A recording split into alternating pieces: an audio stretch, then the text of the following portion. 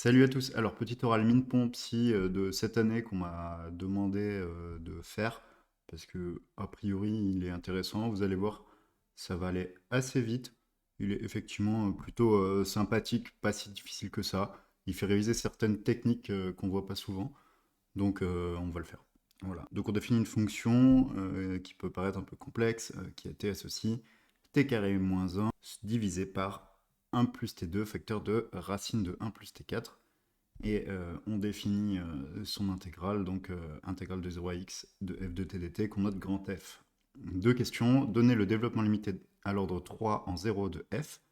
Calculer si existence l'intégrale de 0 à plus l'infini de f de t dt. A priori, les deux questions sont indépendantes. En tout cas, moi, j'ai pas trouvé le lien. Alors, pour la première question, donner le développement limité à l'ordre 3 en 0 de f. Eh bien, la technique qui marche bien, c'est de calculer un développement limité à l'ordre 2 de petit f et d'intégrer. On a le droit d'intégrer les développements limités. Donc, profitons-en, on le fait jamais. Révisons cette technique-là et vous allez voir, ça va être très très fluide par cette manière. Donc, on veut faire un développement limité à l'ordre 2 de f. On va faire un développement limité à l'ordre 2 de chacun de ces trois termes. Les trois termes étant t carré moins 1, 1 plus t carré et racine de 1 plus t4. Le premier terme, c'est simple, c'est t carré moins 1. Ensuite, on a du 1 sur 1 plus t2, donc c'est du 1 sur 1 plus u avec u égale t2, donc ça fait 1 moins u, et on est déjà à l'ordre 2 parce que c'est un t carré, donc ça fait 1 moins t carré, le 1 sur 1 plus t2. Et ensuite, on a du 1 sur racine de 1 plus t4, donc ça fait du 1 sur racine de 1 plus u, donc ça fait 1 moins 1 demi de u, quand on développe à l'ordre 1 pour u, sauf qu'on a du t4, donc en fait on va que à l'ordre, on met que le premier terme, c'est-à-dire 1, et de cette manière, on aura déjà un développement limité à l'ordre 2, puisque en fait le terme suivant c'est de l'ordre 4, donc fois 1. Et on rajoute bien sûr à la fin un petit taux de t carré. À partir de là, si on veut un petit taux de t carré, on ne garde que les termes d'ordre 2 au maximum.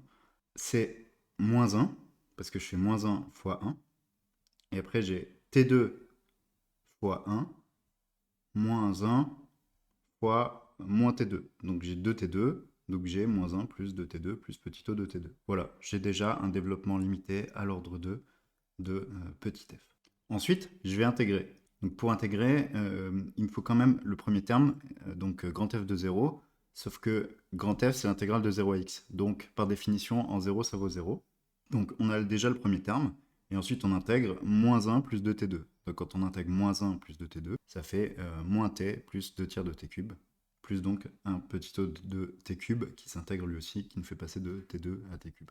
Voilà. En faisant ça, on a fini la question 1. On a un développement limité à l'ordre 3 de grand F. Donc assez simple si on s'y prend bien. Si on commence à réfléchir dans l'intégrale, comment on fait, est-ce qu'on intègre, etc., on va pas y arriver. On prend les trucs calmement, on arrive, il n'y a pas beaucoup de termes, on intègre, c'est plié. Question 2. Calculer si existence intégrale de 0 plus l'infini de f de t dt. Alors, il y a du t carré un peu partout, il y a du t4, on ne sait pas trop quoi faire, ça n'a pas l'air de s'intégrer directement, que j'ai essayé, je l'ai fait dans une vidéo il y a quelques jours et ça avait bien marché, mais en fait je le refais. Je pose u égale 1 sur t. Autrement dit, t égale 1 sur u, ce qui veut dire que dt, c'est moins 1 sur u carré du. Si on essaie de transformer les termes dans cette intégrale, eh bien, le t carré devient 1 sur u carré, le t carré qui est là devient 1 sur u carré là aussi, le t4 il devient 1 sur u puissance 4, on a dt que j'ai pas écrit là, mais c'est pas grave, vous m'en voudrez pas, c'est moins du sur u carré, le plus 0 il devient plus l'infini, et le plus l'infini il devient 0. C'est pas mal. On va dans l'étape suivante, qu'il est le moins pour remettre l'intégrale de 0 à plus l'infini, et factoriser par tous les u quelque chose qu'on peut. Donc voilà, j'ai enlevé le moins, j'ai passé de 0 à plus l'infini, donc j'avais 1 sur u carré moins 1, ça devient 1 sur u carré facteur de 1 moins u carré. J'avais 1 plus 1 sur u carré, ça devient u carré plus 1 facteur de 1 sur u carré. J'avais 1 plus 1 sur u4, ça devient 1 sur u carré, u4 plus 1, et il y a la racine, donc on passe de 4 à 2. On a donc ici du 1 sur u carré fois du 1 sur u carré, ça fait du 1 sur u4, et en bas on a du 1 sur u carré fois 1 sur u carré, ce qui fait aussi du 1 sur u4. Ce qui fait qu'on a ceci. Et donc en fait, 1 moins u carré, c'est pareil que tout à l'heure avec t carré moins 1, mais on a l'opposé. Donc ça fait moins l'intégrale de 0 à plus l'infini de f de u du. Ce qui fait qu'on a 2 fois l'intégrale de 0 plus l'infini de f de t dt égale 0. Donc l'intégrale qu'on cherche est nulle.